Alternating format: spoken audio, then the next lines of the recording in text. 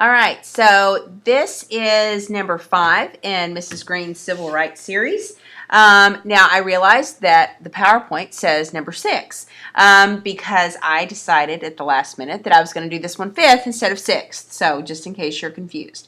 And some of this is going to look familiar because we've already touched on some of this, but this one should be super, super short in a lot of ways, and maybe if I get it done quick enough, I might even just go ahead and start the next one that says the PowerPoint 5. So we've talked about a lot of this already with the sense of that we have the Beat movement and this prosperity of the 50s and the young people and the baby boomers and that kind of thing. And I think you guys have a pretty good grasp on that because we talked about it in the 50s. And we touched on some of this, but I want to kind of expand it a little bit more.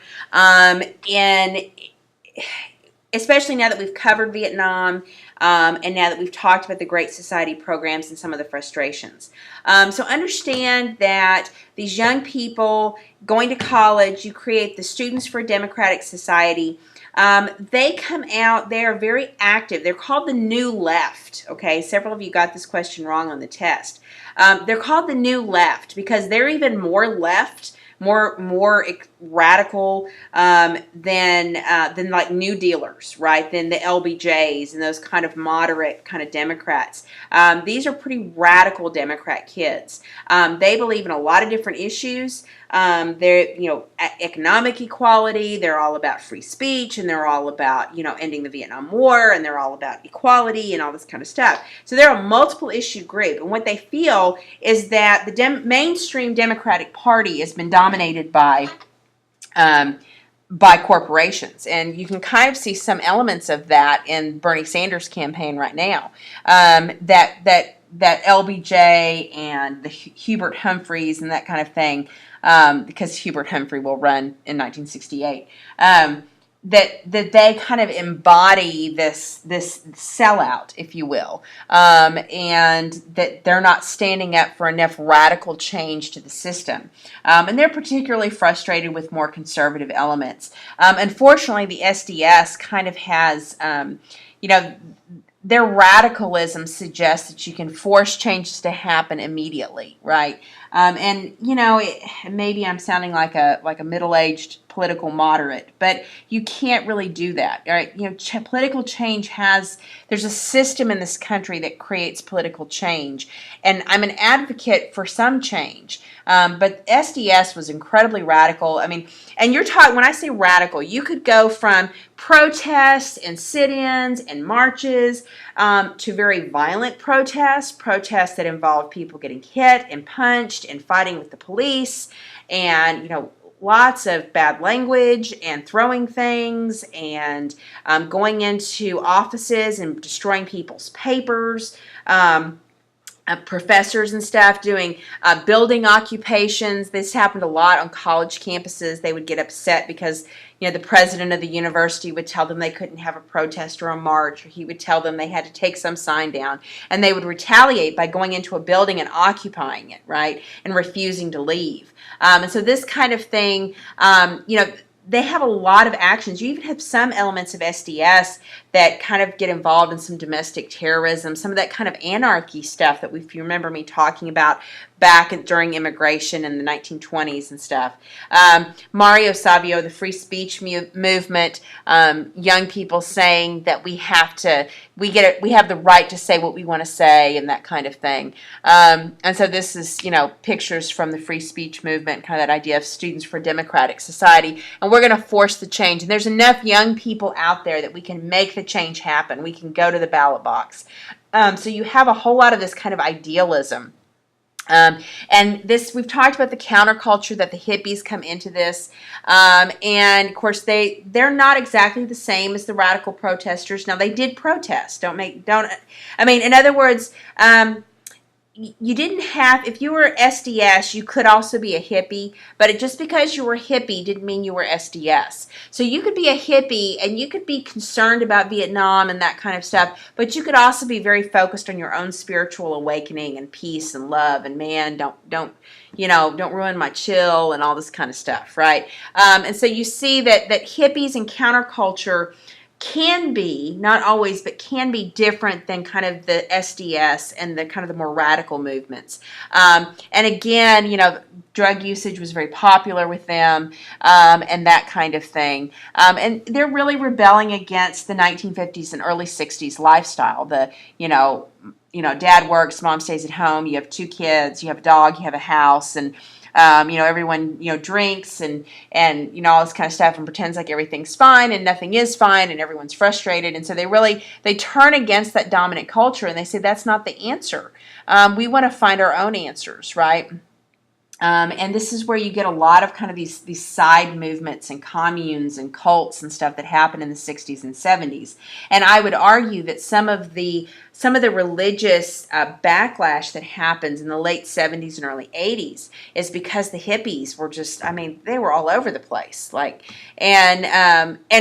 Once people realized that finding this kind of spiritual ideal or creating a community ideal was much harder to do, and that drug usage is bad for you, right?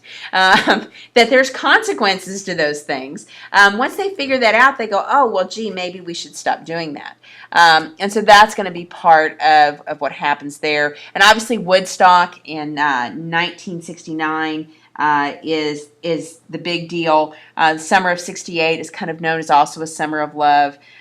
So you've got all these different periods, especially like 68, 69, 70, 71, that are really kind of the peak of the hippie counterculture, and then it starts to fade away a little bit as people get tired of running around and on farms and communes and that kind of stuff. Key things I want to hit about women. Feminism, we touched on this a little bit. Remember that women had been very active during the World War II war effort, working, doing all kinds of things. And then the guys come home and the women get pressured. Some of them get pressured, some of them voluntarily step back to the house, start having kids, and, have the families. Well, they have daughters that are becoming educated, and they see their mothers feeling maybe a little less fulfilled, especially as the kids become teenagers and stuff. And there becomes this real question of, well, what was it all for? Why did you work like you did in World War II and then go back home, and now what are you going to do? Now, what is yours? And understand too that, women in certain parts of the 60s couldn't have a credit card in their name. That women, had to have their husband's permission to go get a loan or something like that. So there are a lot of kind of systematic restrictions on what women can do in the 60s that aren't really very fair, especially considering how much women had contributed to the war effort, and that women are an equal share of this society, right? And so the feminism that emerges in the 60s and 70s is really a reaction against not only some of the systemic things that say, women can't borrow money and women can't have birth control and women can't have this and women, a woman's only supposed to do these things and women get paid less. Some of that's frustration with those things. And some of it is kind of this idea of, I want something different than what my mother has. So it's still a part of that, I want more. Right? I want to be a part of this society. Now that we see that blacks can vote and they have equal, economic opportunity and all this kind of stuff, I want to have those same opportunities too. And so this kind of, they're one of those groups that looks around, especially the young women, look around and say, this is what I want. And so you're going to see some of the key things you need to know. Equal Pay Act, Title VII, EEOC, Equal Employment Opportunity Commission. Those things deal with the job place and creating equal opportunity for women, equal pay in some conditions, not in all conditions. And that kind of thing. The most important one, and girls, you will really appreciate this, is Title IX. Title IX is incredibly important. Star is likely to ask you about Title IX, so be sure you know it. It is legislation that says that schools, higher education schools and public schools, cannot have boys' sports programs without having equal girls' sports programs. So they cannot create all boys basketball and boys football and boys golf, but then, oh, girls, you can have a home ec club. And that's all you get to do, right? No, it doesn't work that way. Beginning with Title IX, they start making it so that schools have to create opportunity and experiences for girls that are the same as what boys have. This is why we have girls softball and boys baseball. This is why we have cheerleading and football. This is why we have girls and boys powerlifting and basketball and all these other kinds of things, right? Because there has to be equity. There has to be that equal opportunity there. And so Title IX is incredibly important in kind of changing the mindset. Because here's the thing, right? It's not going to change things overnight. I grew up in the 80s, right? I can guarantee you it was not changed overnight in the 80s. When I was coming up, it was still, only kind of certain girls that were kind of tomboyish liked to play sports, right? If you weren't a tomboy, you weren't supposed to play sports. That being said, what happens is as you have generations, a couple of generations of girls that are allowed to play sports and encouraged to play sports and have access to sports, they are then able to turn around and that's Steinem. They're then able to begin to change the way the boys think, and the boys start to see the girls as an equal part. So that's incredibly important there. And so Betty Friedan writes her famous book, The Feminine Mystique.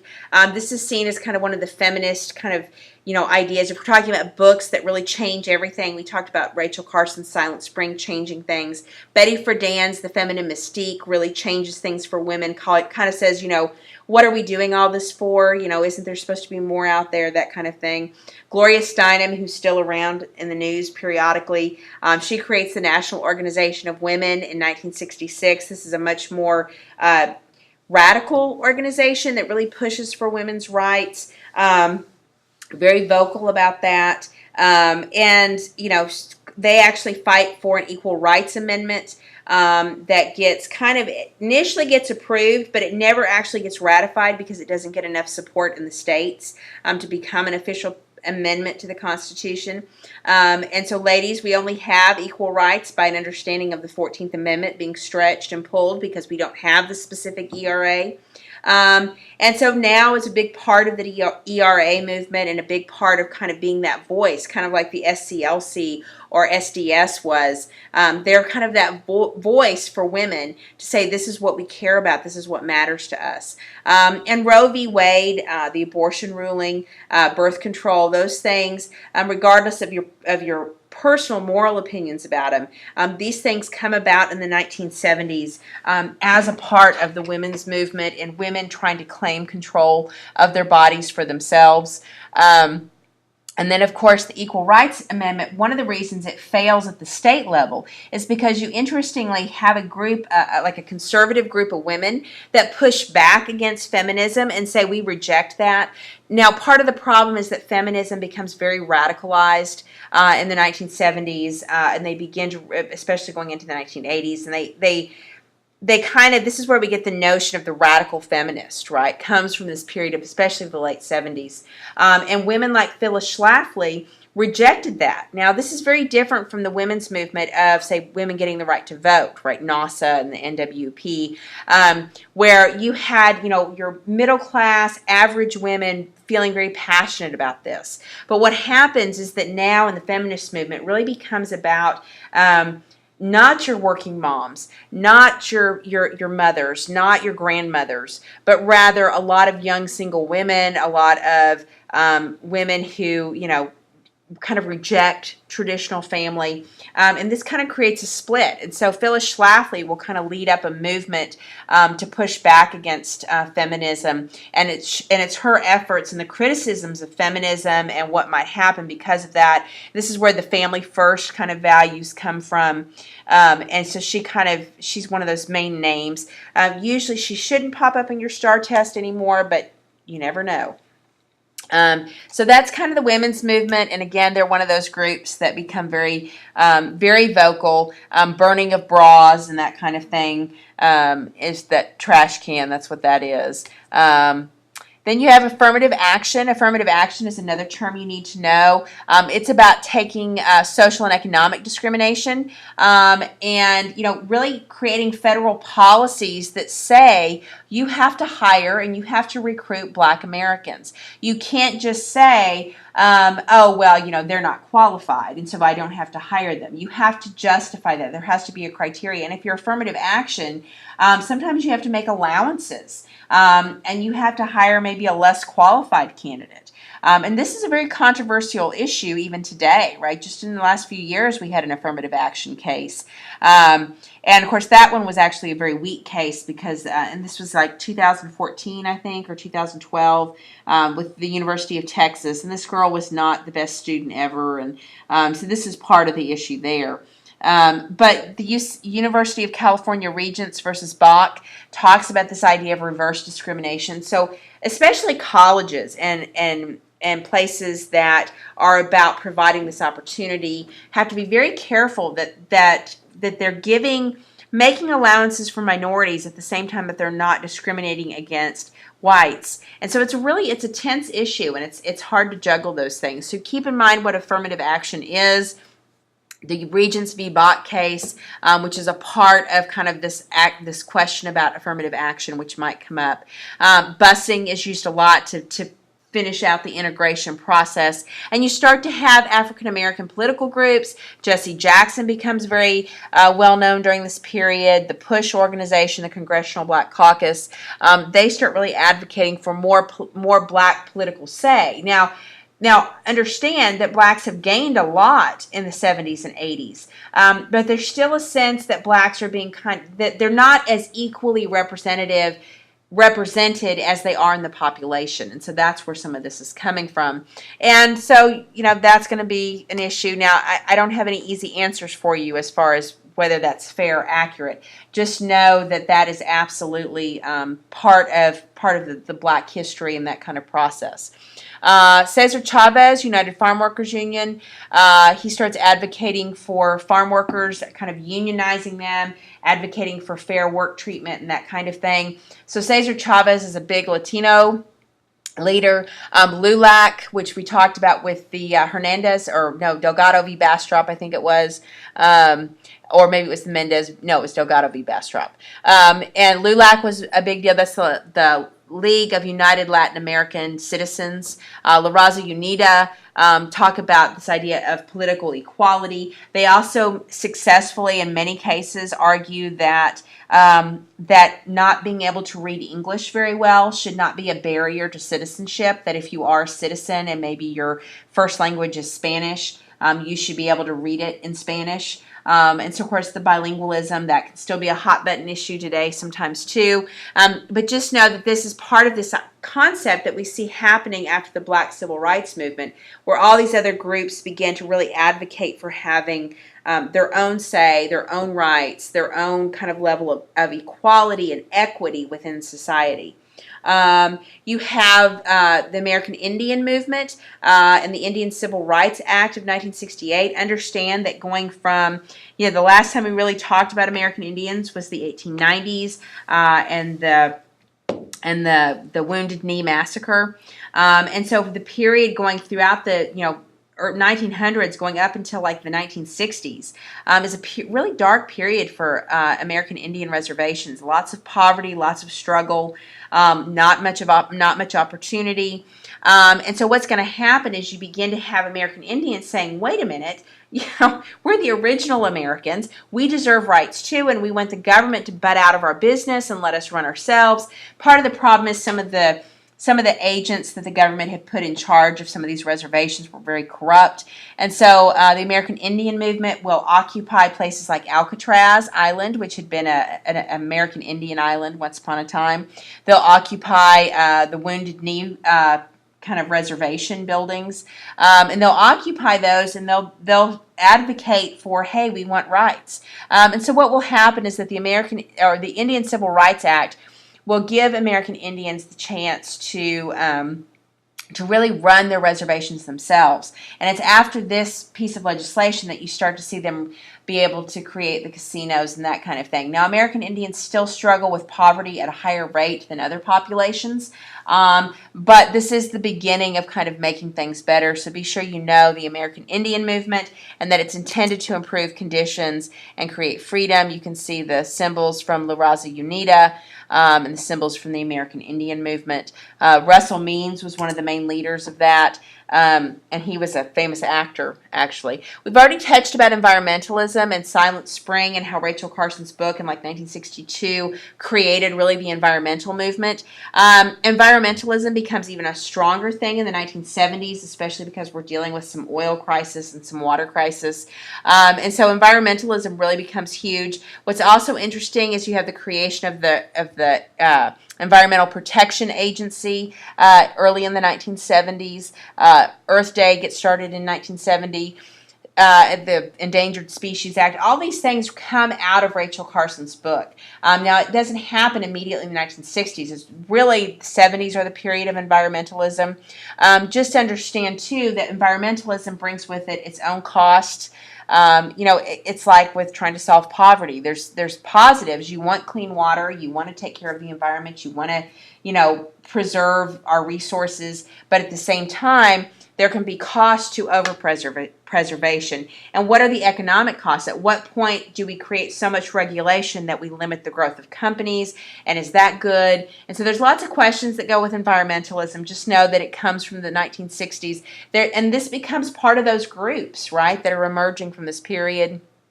That kind of shows you some of those pictures. Consumerism, the 1950s are a period of mass consumption, buying lots of products, and some of those products were not well made. And so what will happen is that in the 60s and 70s, this idea that we have to watch out for consumers. We have consumer agencies that are meant to evaluate different companies, different products. This is where they monitor cars. So a lot of the watchdog groups that catch, when there's lead in a product or when a car is actually unsafe or, something like that comes from this idea of consumerism. Ralph Nader is one of those big names from that. And all of this will lead into the kind of wear people out in a lot of ways. So the 70s, and I'm just going to touch on this briefly, becomes a period of really kind of self-absorption. But understand that the 60s and 70s are also a period of these different groups trying to gain the rights that they saw blacks gain, and really kind of redefine what American society is, because you have this question about, aren't we all equal? Now that we've ended segregation, right? And so this is a really tense period. It's a really difficult period. There are a lot of groups. There are a lot of tensions pulling at the fabric of America, and all because everybody's saying, I want my piece of the American pie. I want that. I want that equality. I want that opportunity. And it becomes a real question, especially by the time you get to the 1970s. How do we handle all these different groups? And guys, we're still questioning that today. We still struggle with how do we make room for all these different opinions and different views and different values, and how do we incorporate different concerns and balance those out in a way that we can still have good government and still, be the American society that we know we are. So this is not an easy thing. Just know that all of this results in all these different groups. And we touched on this before in the 1950s, but I wanted to hit on it again, especially after the Civil Rights Movement. All right, so this is number 5 in the Civil Rights series. I am going to stop this because it went a little longer than I thought I would. And so I'm going to finish this up.